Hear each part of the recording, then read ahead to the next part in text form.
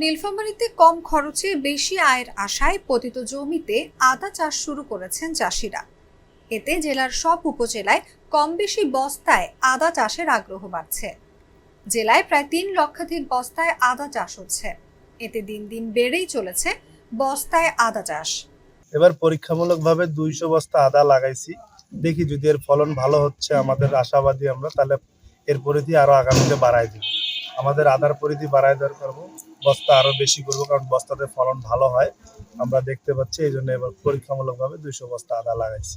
বস্তায় আদা লাগানোর কারণ হলো যে আমাদের মাটিতে আদা লাগালে পচে যায়, পোকামাকড় ধরে, নষ্ট হয়ে যায়, কিন্তু বস্তাতে আদা লাগালে আপনার পোকামাকড় ধরার ক্ষমতাটা কম থাকে এবং এর প্রতিরোধটা বেশি থাকে। এই জন্য আদার ফলনটাও ভালো হয়।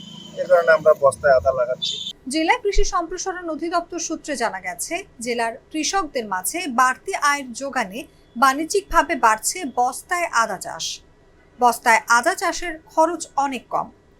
50 থেকে 60 টাকা খরচ করে প্রতি বস্তা থেকে প্রায় 1 থেকে 2 কেজি আদা পাওয়া যাবে। জেলায় 3,32,775 বস্তায় আদা চাষ হচ্ছে। মশলা এবং ভেষজ ঔষধ হিসেবে আদা ব্যবহার হওয়ায় এর দামও বেশ চড়া। তাই পরিবারের প্রয়োজন মেটানোর পাশাপাশি বাণিজ্যিকভাবে বাড়তি লাভের আশায় বস্তায় আদা চাষ শুরু করেছেন অনেকে। আদা আবাদ করা থাকিয়া বস্তাতে আদা আবাদ করা অনেক ভালো এবং বস্তার আদা পচে না। এটা আর কি করবেন, ঘাসটা তুলে দিয়ে নেবে বস্তাতে, মাটিতে আদা লাভ নেই, মাটির আদা নষ্ট হয়ে যায়। পতিত জায়গায় এবার আদা লাগাইছি আর কি। পতিত জায়গায় আর বলতে আপনার ছেঁয়াযুক্ত জায়গায় আদা করা সম্ভব। আমি আদা লাগাইছি মোটামুটি দেখা গেলো যে 9 থেকে 10,000 বস্তার মতো। এবারে আমিও প্রথম। আবার দেখা গেলো যে একবারে পতিত জায়গা বলতে ছেঁয়াযুক্ত জায়গা হলেও হবে, কিন্তু দেখা গেলো যে তারপর হালকা হালকা রোদ থাকলে সবচেয়ে ভালো। হ্যাঁ, আগামীতে এবার 9 থেকে 10,000 বস্তা করছে। আগামীতে একটা মোটামুটি একটা টার্গেট নিয়েছি 30 থেকে 50,000 বস্তার মতো।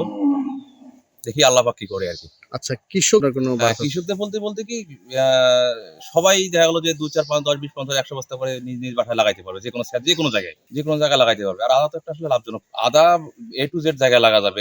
ছেঁয়াযুক্ত জায়গায়, বাড়ির আশেপাশে যে জায়গাগুলো ফাঁকা পতিত জায়গা 2-4 হাত জায়গা পড়ে আছে, ওখানে 10টা বস্তা লাগা যাবে। কৃষি বিভাগ আমাকে পরামর্শ দেয়। কৃষি বিভাগের লোক আমার কাছে বরাবরই আসে আর কি, মাসে অন্তত 2-3 বার আসে।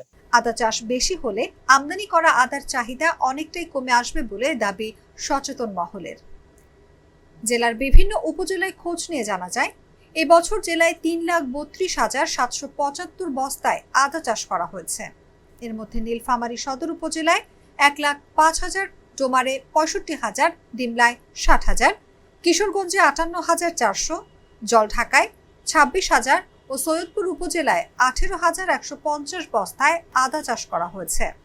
সফলতা পেলে ভবিষ্যতে এভাবে আদার চাষের পরিধি বাড়বে বলে জানিয়েছেন সংশ্লিষ্ট বিভাগ। পতিত জায়গায় আমরা আদা চাষ করতেছি, যেটা আসলে চাষের আওতায় ছিল না, সেটাকে আমরা চাষের আওতায় নিয়ে যাচ্ছি।